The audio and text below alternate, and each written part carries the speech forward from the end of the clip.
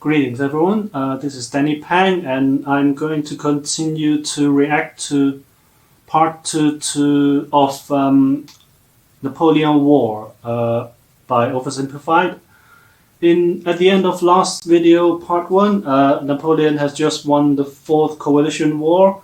So is he going to continue to win and conquer all of Europe as well as the rest of the world? Well, let's see. This video was made possible by Honey. Install now for free using the link below and start saving money when you shop online. After the 3rd and 4th coalition wars, Napoleon had decisively defeated all 3 of his main rivals on the continent, and he was now undoubtedly the master of Europe. After the Battle of Friedland, his enemies sued for peace, and they all met on a raft on a river for negotiations. They had been fighting for the past 4 years, but now Napoleon and Alexander surprisingly got along like a house on fire. They laughed together, they chatted long into the night, they kissed. The two had a lot of mutual respect, and Napoleon even told his wife that if Alexander were a woman, I would make him my mistress. Kind of a weird thing to say to your wife, Napoleon. It's pretty weird. They came to an amicable agreement. Russia would lose barely any land, and in return, they'd join France against the UK and invade Sweden. Win-win. On the other hand, Frederick William III was sidelined, and Prussia lost an enormous amount of territory to French client states. Only the UK remained as the last major threat to Napoleon, and they continued to be a big thorn in his side, constantly funding his enemies and using their powerful navy to wreak havoc on French trade and overseas colonies. But what could Napoleon do? The British were safe across the channel. Well, he said, if I can't fight you with guns, I'll fight you with money. Earlier in 1806, Napoleon had announced the continental system, a total shutoff of the UK from continental trade. No one in Europe was to trade with Britain, and Napoleon hoped that by hitting their economy, he could force them to negotiate. The British economy did take a hit, and they responded in their typical fashion, by going to Copenhagen and blowing a bunch of stuff up. But in general, the British managed to stay afloat by simply increasing their trade with other parts of the world. Many neutral countries found themselves stuck between a rock and a hard place as the 2 European superpowers demanded they cease trade with the enemy. Hey America, you better not trade with the French or else I'll come burn down the White House. What? This is gonna wreck my economy. I need to start saving money. How the heck am I gonna start saving money? Yeah, that's right. You know like shopping in store? Of course not. Then you'd have to get... You better not trade with the French, or else I'll come burn down the White House. What? This is gonna wreck my economy. I need to start saving money. How the heck am I gonna start saving money? Yeah, that's right. You know where this is going. Do you like shopping? Yeah, this guy pointing with an arrow pointing you. Many people suspected that this is the actual person who made OverSimplified, because he's appeared in many of his videos, and usually not in a good fashion, like the village idiot and the person who doubts something that's obviously true. So yeah, it's very possible that he's the guy behind all of this. In store. Of course not. Then you'd have to get up and use your legs. Gross. Well, what if I told you you could save money doing your shopping from the comfort of your own outhouse, allowing you to upgrade your outhouse to a porta potty? Go you. Honey is a free browser extension that scours the internet for promo codes and applies the best one it can find to your cart.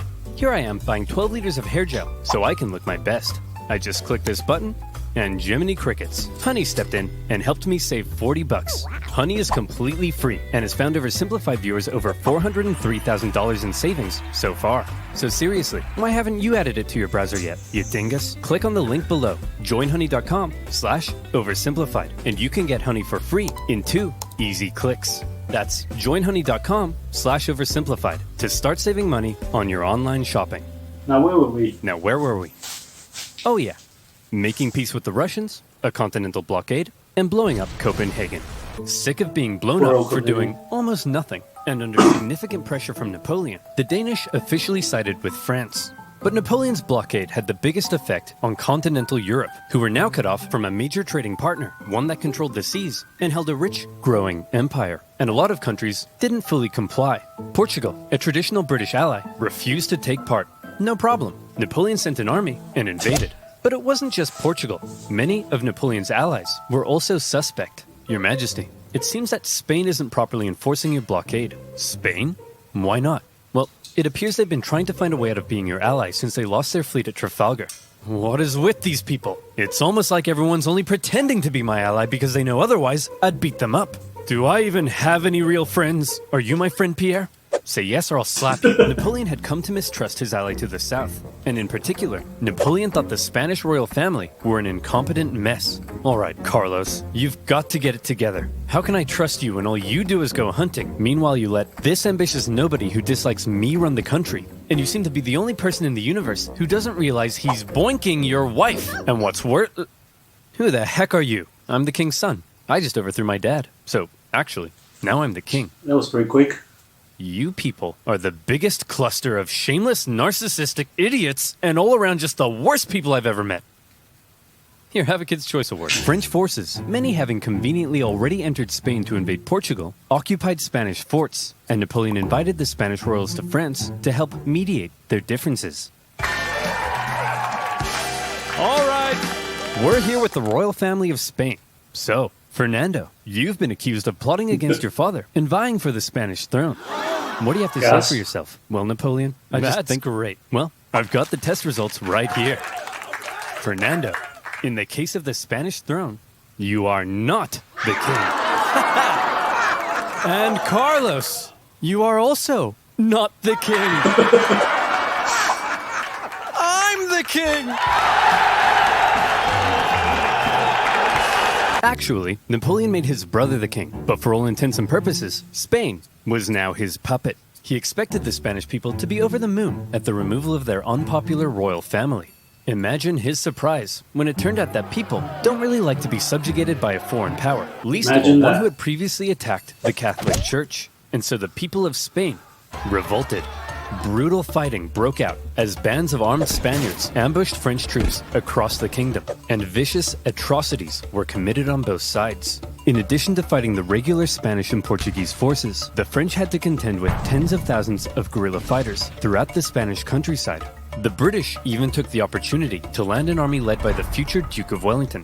And now, British forces were defeating French ones on land. Napoleon briefly went to Spain in person, and he did drive back the Allied armies, but before long, his attention was needed elsewhere.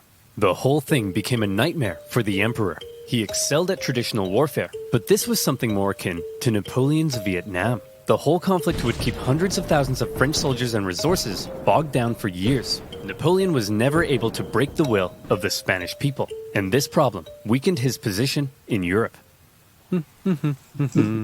Hey, Francis. Want to go to war with Napoleon again? Oh, I don't know, Britain. He's already whomped me 3 times. I'll give you £1 bazillion. Well, okay. Seeing that Napoleon was now caught up in Spain, and with some British funding, Austria decided maybe, just maybe, this time, they'd have a chance. So did they? No. Napoleon defeated them in just 4 months. It was quick, but it wasn't exactly easy. The Austrians had been watching Napoleon and learning, and they had made some reforms, while Napoleon, after years of war, was increasingly having to rely on inexperienced conscripts. So this time, the Austrians gave him a run for his money. The Fifth Coalition saw some of the bloodiest battles to date, including Napoleon's first major defeat, and when he did finally defeat the Austrians at the Battle of Wagram, it was a very costly victory. Still, Napoleon had yet again kicked Francis's butt, and as part of the peace terms, Austria lost a bunch more land. Not long after, however, Napoleon and Francis came to another agreement. It was decided that Napoleon would marry Francis's young daughter. But wait, doesn't Napoleon already have a wife? Well, yes, he did. Josephine and Napoleon had become quite fond of one another, but now that Napoleon was playing the monarch game, he needed a male heir, and his aging wife wasn't giving him one, so it was out with the old and in with the new. At least he didn't behead anyone. For Austria, they felt that if Napoleon was going to keep on winning, they may as well be on his side. So through the marriage, Napoleon got an alliance with Austria and a beautiful baby potato.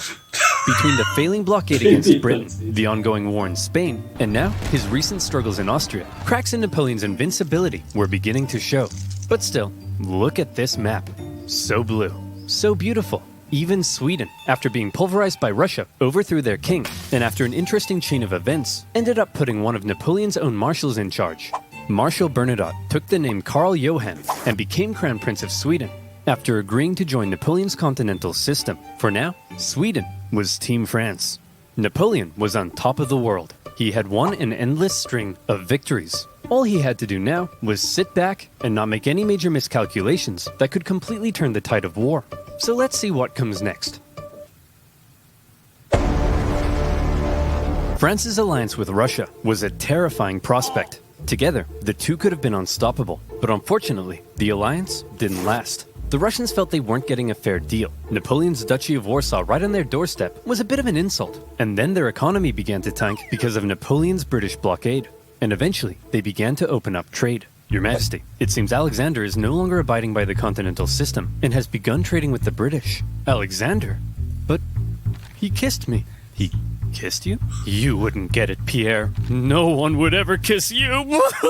The security of Napoleon's empire depended on removing the British threat, and he wasn't happy with Russia's backdoor shenanigans. And so in 1812, Napoleon decided to go to war.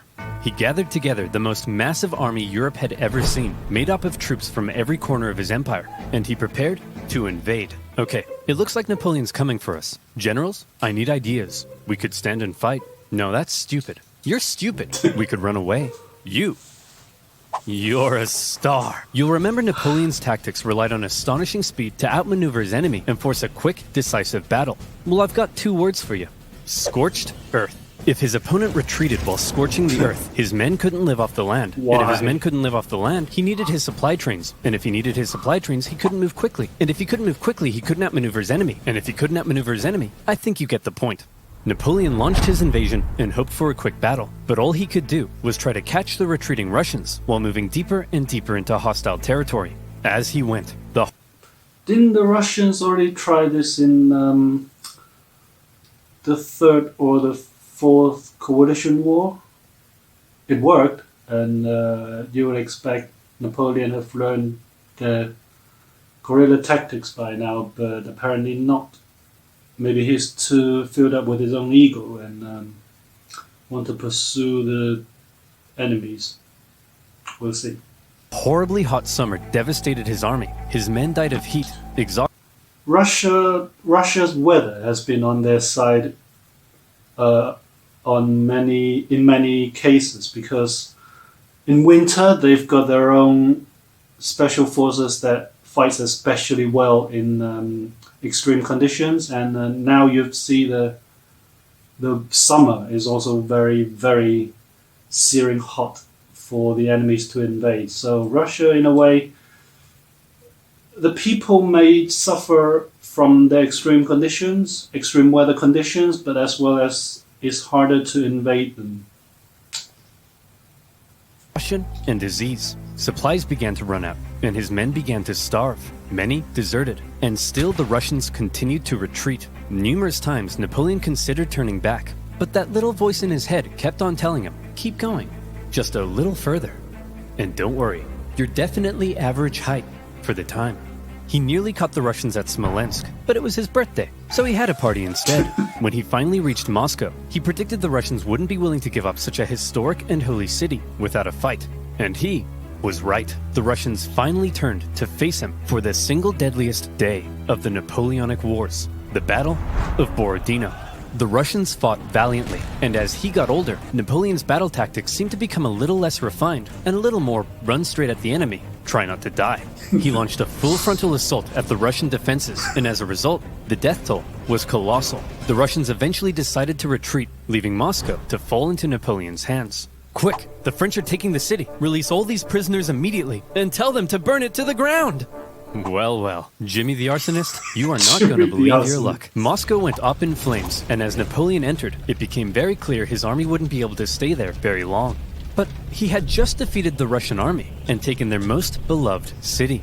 In his mind, he had won. So he sent Tsar Alexander in St. Petersburg a letter.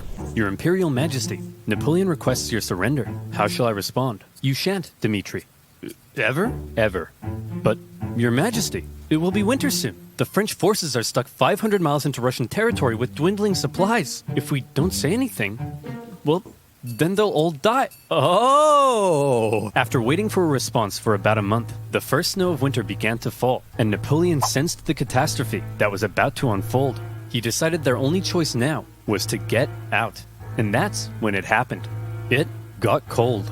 Stupid cold. His glorious invasion had just become a race for survival. As the Russians realized the French were fleeing for their lives, they began to close in on their supply line. Men froze to death, their horses as well. There was starvation and disease. The injured and dying could only be left by the side of the road, as it was too slow to try to carry them. And all along the way, the dreaded Russian Cossacks stalked the bleeding French army, and every now and then swept in for a quick attack. Napoleon, fearing capture, kept a vial of poison around his neck.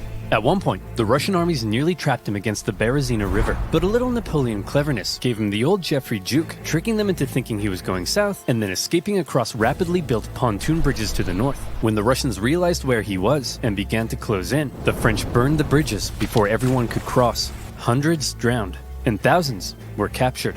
At this point, Napoleon got wind of plots against him forming in Paris, so he abandoned his men and went back to France. The remaining French stragglers made it across the border. It's been estimated over 600,000 men went into Russia. Less than 100,000 returned. Napoleon was now in a very precarious situation. His army had just been obliterated, and the other European leaders smelled blood. Here was an opportunity to take advantage of a weakened Napoleon, regain territory and influence, and liberate Europe from his dirty French paws. And so they began to turn. Prussia soon broke their alliance and switched sides, while Austria declared neutrality. Even Sweden, led by one of Napoleon's old marshals, joined the Allies, partly due to Napoleon's earlier invasion of Swedish Pomerania. The War of the Sixth Coalition had begun. The coalition forces had been reforming their armies, and they were now much better. And the UK had also significantly amped up its financial aid to its continental allies. Their armies quickly advanced through Poland and into Germany. In Paris, Napoleon was understandably freaking out. He needed to put together a new army fast, and he called up over 100,000 new conscripts, mostly teenagers. He also put his factories into overdrive, and he was like, "You, make more rifles. You, build new cannons. You, make more horses. I don't make horses. Then who makes horses? Horses make horses. Explain how. Well, when a daddy horse and a horse love each other very much. Yes, go on. Well, then the daddy horse... I'm sorry, Napoleon. You're 43. I thought you'd know this stuff. Don't touch me! I'm gonna be sick. As it turned out, Napoleon's lack of horses would take the biggest toll on his army, since his tactics relied on speed, maneuverability, and destruction. When he took the fight to the Allies in 1813, he did defeat them and sent them running. But lacking cavalry, he was unable to effectively pursue and destroy. He needed horses. For the Allies, being defeated in battle by a man whose army was now full of inexperienced conscripts was concerning. So both sides were like, hold up. Time out. The Allies were somewhat cornered, and had Napoleon kept going, it's possible he could have won. But instead he agreed to a brief truce with the Austrians mediating between the two sides. When Austria demanded Napoleon make major concessions, Napoleon told them to shove it. Having had their terms rejected, Austria felt now they were justified in saying, well, we tried, and they joined the coalition. Okay everyone, look at us. The boys are back together. But Napoleon is still dangerous, so we need a plan. Any ideas? Ooh, I know. No, forget it. That's stupid. Oh, no. I've got it! When he approaches, we run away. Again. Genius. He's a genius. The plan was as follows. Wherever Napoleon advanced, whoever he advanced on would avoid battle, allowing the others to sweep in from the sides and attack the French marshals guarding his flanks. Essentially, the plan was, don't try to fight Napoleon. And this plan worked tremendously. The Allies scored a number of victories that saw Napoleon move back to the city of Leipzig, where he would make one last major stand as the Allied armies converged in on him from all sides. The stage was set for the biggest and bloodiest battle of the Napoleonic Wars, the Battle of Leipzig.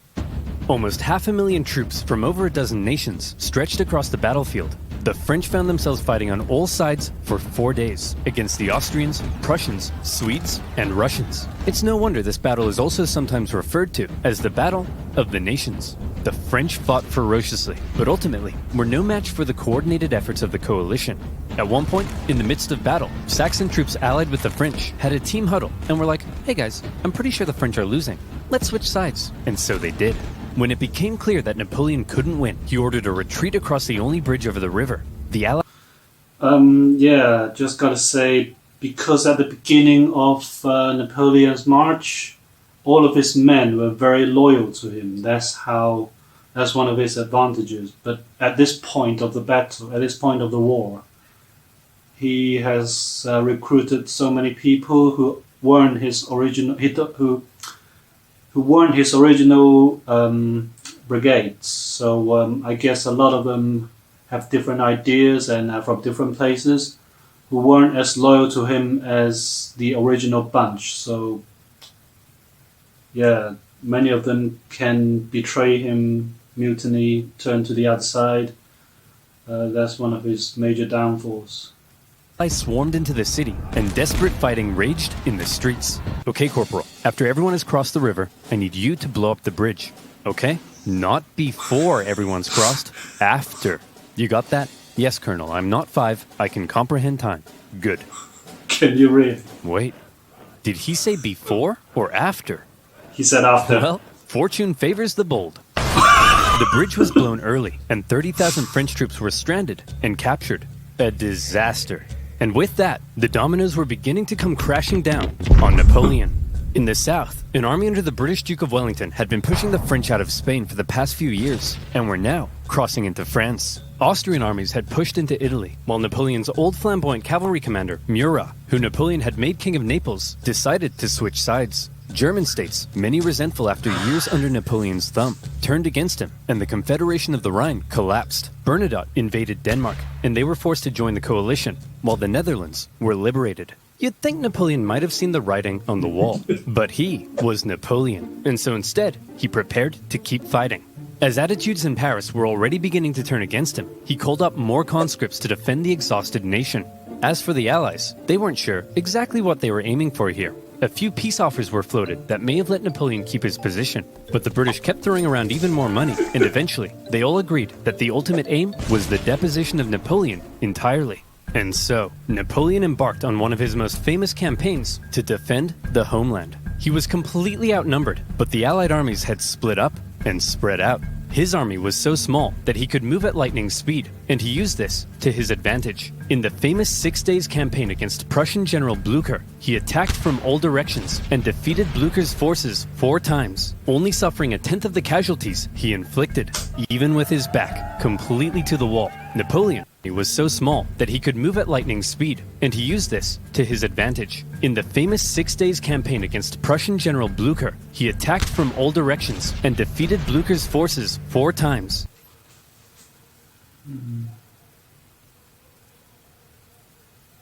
Wow, that is quite impressive.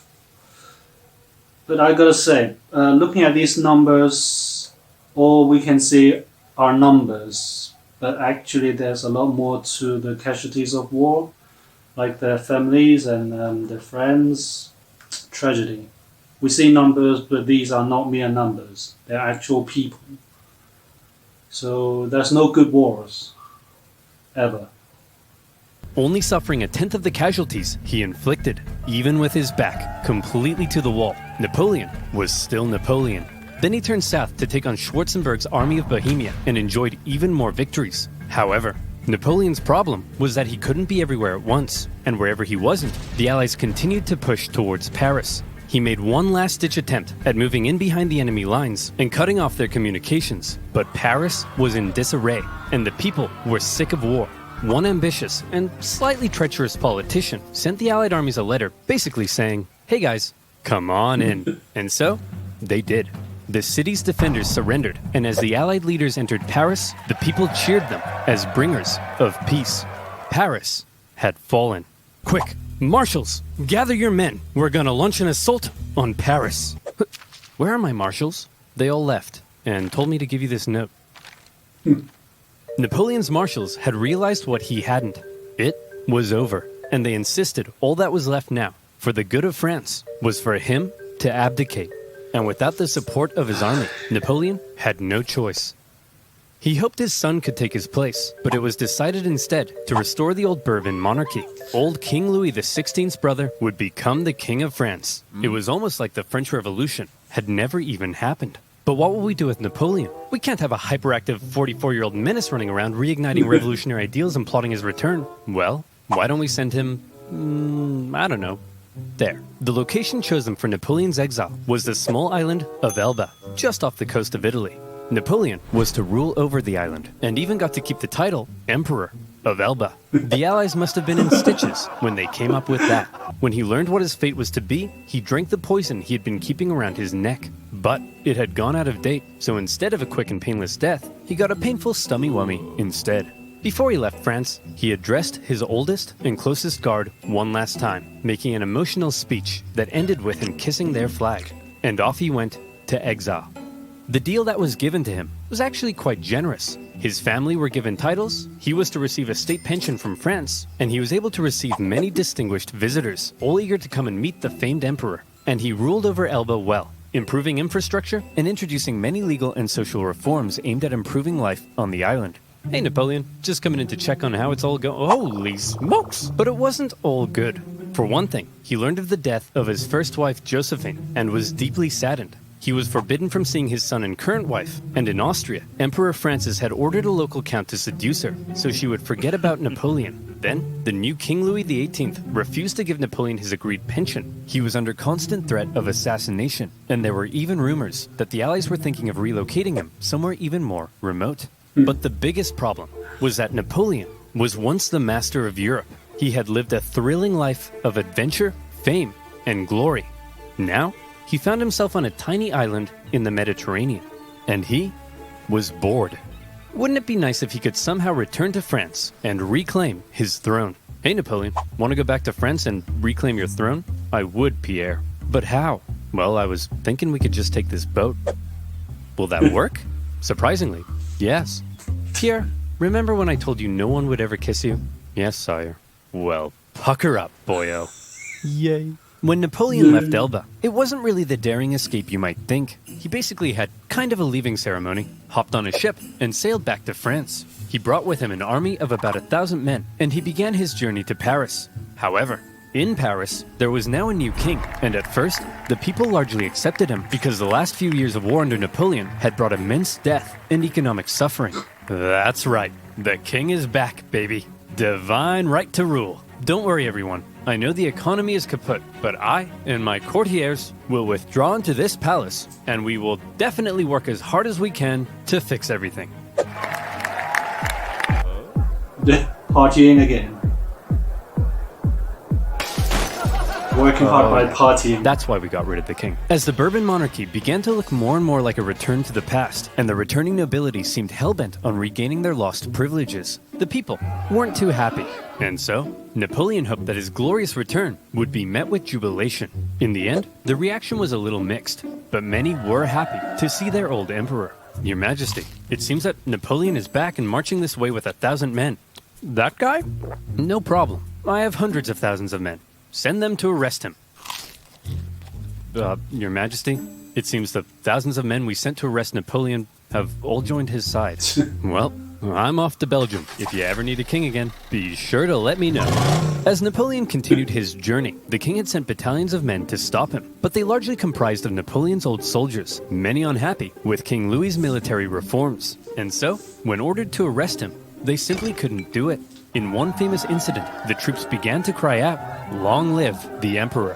When Napoleon reached Paris, with King Louis having fled, he entered unopposed to reclaim his throne. Napoleon was back from the dead.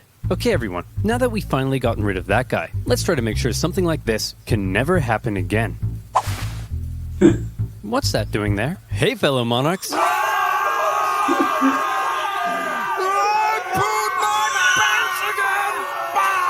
This time, Napoleon promised he would be a mucho good boy and not start any wars. But the Allied leaders were having none of it. They declared Napoleon an outlaw and the illegitimate ruler of France. Then, they declared war. Not on France, but on Napoleon himself. And when you have multiple empires declaring war on you as an individual, that's how you know you're a very naughty boy. The Allied powers began making plans to combine their forces and once again invade France. The most immediate threat to Napoleon were the British and Prussians hanging out in nearby Belgium. If Napoleon could knock them out quickly, maybe he could force the Allies to negotiate, and maybe he could hold on to his power. Together, the two armies to the north outnumbered him, so he made a plan to divide them and take them on separately. Historians debate how much of a chance Napoleon had here, but this same strategy of dividing and conquering had worked for him multiple times. He marched north with 125,000 men and took on the Allies in a number of initial engagements, defeating the Prussians before turning to take on the British. But to Napoleon's dismay, miscommunication and hesitation among his marshals allowed both enemy armies to retreat, and crucially, rather than fleeing east, the Prussians moved north, where they could remain in contact with the British. Napoleon sent a force to hold off the Prussians as he moved in on the British, now holding a defensive position at Waterloo. Prussian General Blücher sent word that he would come to Wellington's aid if he could just hold off the French for long enough. Napoleon had to defeat Wellington before the Prussian army could arrive in force, and it was close. The British held the high ground and a number of key defensive buildings across the battlefield. After waiting some hours he didn't have for the ground to dry, Napoleon sent men to assault the Hougoumont farm, but the British-German garrison there held out. French Marshal Ney launched a number of miscalculated cavalry charges at the British lines. The British formed defensive square formations, and they tore the French cavalry to shreds, while one guy chose the absolute worst time to go on a bender. The French did manage to capture a farmhouse directly in front of the British line, and from there, they unleashed artillery hellfire on the British square formations. And as Napoleon sent his Imperial Guard in to finish the British off, a nervous Wellington knew his lines were at breaking point. But the Prussians had earlier begun to arrive, and now they were arriving in large numbers. And after the British held out and sent the French Imperial Guard running, the French lines panicked, fearing they had been encircled, and they began to flee. The Battle of Waterloo was an Allied victory. And with that, Napoleon's hopes of returning to glory were vanquished. He knew he was defeated. He went to the British and said, "Can I please have a house near London?" And the British replied, "No." Instead, to make sure Napoleon was put away once and for all, they sent him to one of the most isolated and remote places they could think of. Not to be cruel or anything, but why didn't they just imprison him for life or even execute him if they worry about it so much? I know it's a bit of a humanity thing, but seeing that they've already killing each other like in the numbers of thousands and tens of thousands, why couldn't they just, be done with this guy forever, once and for all? Executing him, imprisoning him. Why do they keep letting him run free in different countries, in his own country or even in other countries? That's just me. Tiny island in the Atlantic Ocean, St. Helena. Here, a deeply isolated and depressed Emperor Napoleon would live the remaining years of his life. His house was a wooden bungalow, not exactly on par with the Tuileries Palace. Much to his frustration, his captors referred to him as General, rather than calling him Emperor. His mail was censored, his visitors were vetted. There was almost no way he could escape such an isolated island. But just to be sure, he was guarded by 2,000 British soldiers and 2 ships that circled the island 24 hours a day. He had once been the most powerful man alive, and images of the victorious Napoleon depict a strong leader, hand firmly in jacket. Depictions of Napoleon on St. Helena show a disheveled old man, hand firmly in pants. He had lost everything. And by the way, he was only 46, so maybe it's about time you know what? You're doing all right, kid. Napoleon fought one last battle while on the island. The battle for his reputation. He spent hours writing his memoirs, espousing his achievements, recording his greatness, and turning himself and his story into a phenomenal legend. And in this battle, he certainly succeeded.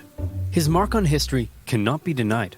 After his defeat, the European monarchs had got to work restoring Europe to its traditional balance and reasserting their dominance. But after Napoleon had spread the influence of the French Revolution, these returning monarchs would have a difficult time regaining their absolute control. France returned to the rule of the Bourbons, but it would go on to stage another revolution, and then another one. Reaction to Napoleon's rule in places like Germany and Italy propelled forward the ideas and feelings of modern unity and nationalism, and his Napoleonic Code still remains the basis of law in various modern countries. The modern world owes a lot to Napoleon's legacy. He remains statistically possibly the greatest military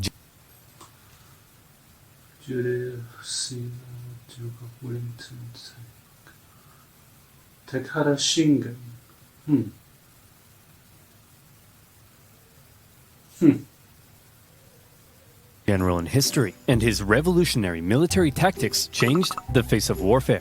He was the last truly great leader to both lead his armies in battle while retaining total political control over a vast empire. There's still hope for Joe Biden, but the man remains somewhat of an enigma, and we still aren't sure exactly what to make of him in some regards. Was he the champion of the French Revolution, spreading equality wherever he went, or did he betray it by making himself an absolute monarch and restricting certain liberties? Was he an ambitious and aggressive conqueror, hell-bent on bringing Europe to its knees? Or was he simply defending himself against an aggressive Europe, hell-bent on reducing his power? Some things will continue to be debated. Napoleon died at the age of 51, officially of stomach cancer, but some believe he may have been poisoned. The British buried him in a tin coffin, inside a mahogany coffin, inside a lead coffin, inside another mahogany coffin. I guess this time, they wanted to make sure he stayed where they put him. Or do they think he's going to come back as a zombie or something? In 1840, his remains were moved to Paris, where they now rest under the dome of Les Invalides. The man from humble origins, with huge ambition, ruthless determination, immaculate skill on the battlefield, and a hefty dose of luck, who was determined to make his mark on history, did just that.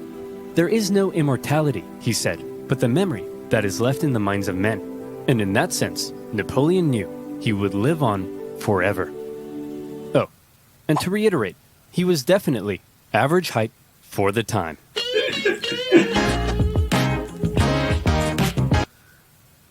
Yeah, that's it. The end of part 2, and the end of the Napoleon War. It was very, very entertaining. I mean, the video was very entertaining. The war wasn't, of course, and it was very, very informative. I've learned a lot from it, and knew much better about the French Revolution and the Napoleon War, of course. And he was a very, very great tactician and a general, but as just like many other great great men in history, he slowly got corrupted by power and power mainly. So, and if he didn't declare himself the emperor, if he continued to invade, conquer, in the perspective of the French country, he might have done a little bit better. But instead, he went over his own ego and proclaimed himself the emperor. That's what provoked the other countries to fight back and form coalitions against him. But you gotta say, it took 6 coalitions to bring this guy down. So he's going to be doing something right in the perspective of war and conquering. Conquering and invading is basically a perspective of whether you are on the taking side or the dishing out side. So, yeah. Yep, that's it. And hope you enjoyed this video, and I'll see you guys in the next video.